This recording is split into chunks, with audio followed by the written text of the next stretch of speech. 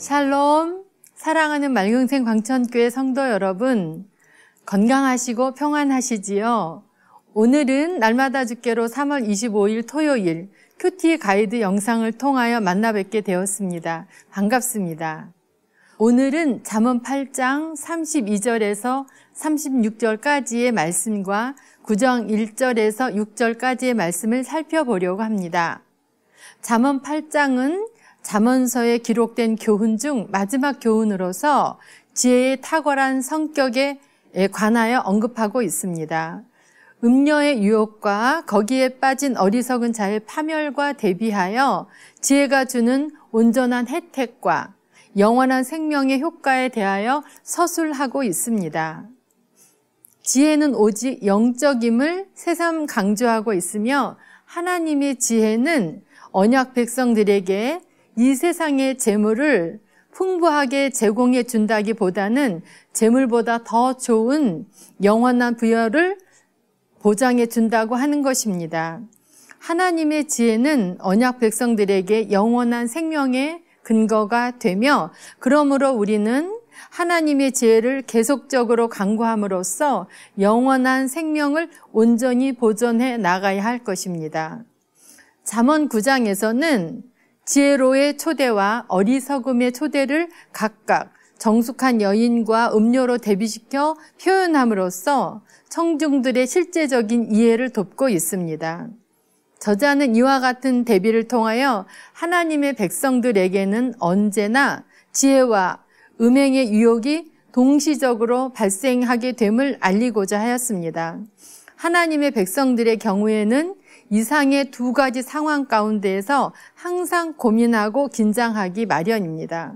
그러므로 저자가 본장에서 이와 같은 상황을 의도적으로 대조시킨 것은 지금까지 제시해온 교훈들 전체가 하나님의 백성들로 하여금 두 가지 사실 중 바른 선택들 하도록 만들기 위한 건거였음을 엿보게 하고 있습니다.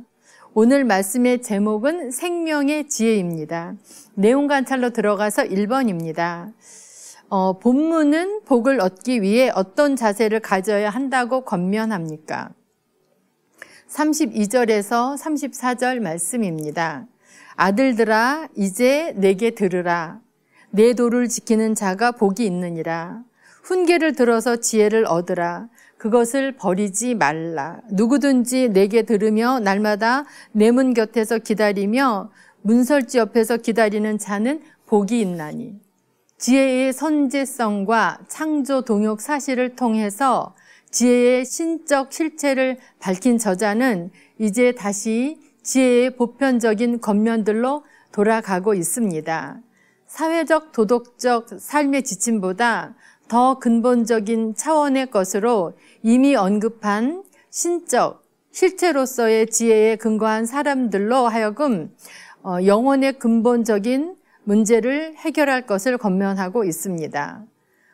여기서 얻으라는 구매하여 소유하다라는 상업적 의미를 가지고 있는 바, 장사꾼이 자기의 상품을 팔기 위해 간곡하게 권고함을 말하고 있습니다. 따라서 본 문구는 지혜의 교훈들을 왜곡시키거나 그 교훈이 지시하는 방향에서 이탈하지 말라고 권고하고 있습니다. 지혜를 버리지 말라, 거절하지 말라는 뜻을 내포하고 있으며 자신이 소유한 지혜를 포기하거나 소홀하지 말라는 의미 외에 애초부터 지혜의 초청을 거부하지 말라는 뜻으로 이해할 수 있습니다. 지혜는 무엇과도 비교할 수 없는 최고의 가치를 지닌 것이니 지혜를 얻기 위해서 끊임없이 노력이 필요하다는 의미로 해석할 수 있습니다. 2번입니다. 지혜를 얻는 자가 받게 되는 복은 무엇입니까?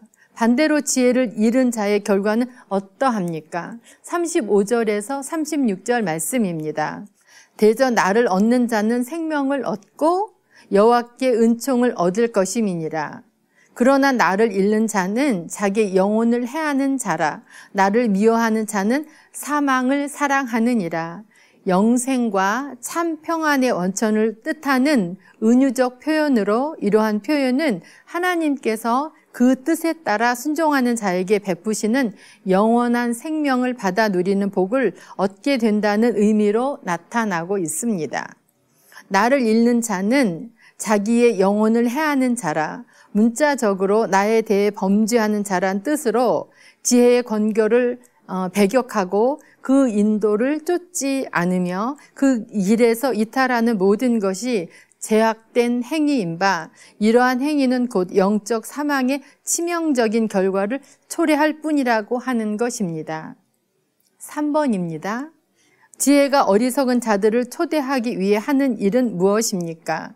9장 1절에서 3절 말씀입니다.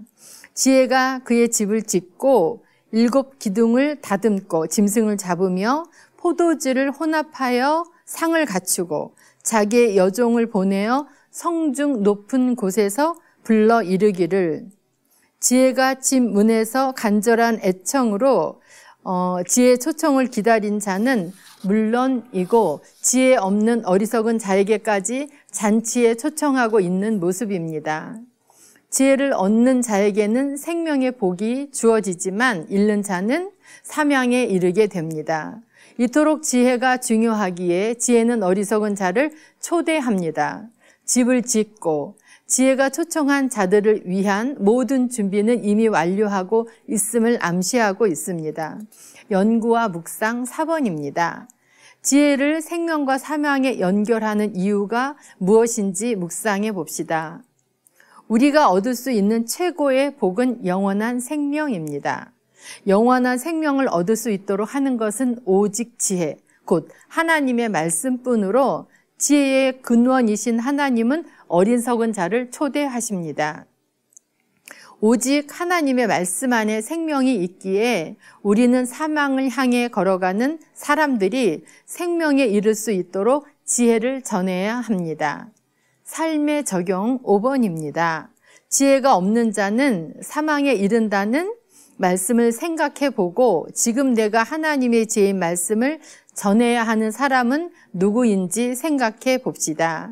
사랑하는 맑은샘 광천교회 성도 여러분, 우리의 주위를 둘러보시고 사망을 향하여 발걸음을 내어딛는 분들이 누가 있는지 하나님의 마음을 품고 오늘도 하나님의 말씀을 지혜로 전하는 삶을 살아갈 수 있기 바랍니다. 기도하겠습니다. 사랑하는 하나님 아버지, 이 시간 함께하고 있는 성도님들에게 지혜를 주셔서 영원한 생명의 길을 소망을 품고 걸어가게 하시고 지혜가 없어 사망의 자리에 있는 우리 주위에 있는 분들에게 하나님의 마음을 품고 말씀을 전하는 능력 있는 삶을 지혜롭게 살아갈 수 있도록 도와주시옵소서. 예수 그리스도 이름으로 기도드리옵나이다. 아멘.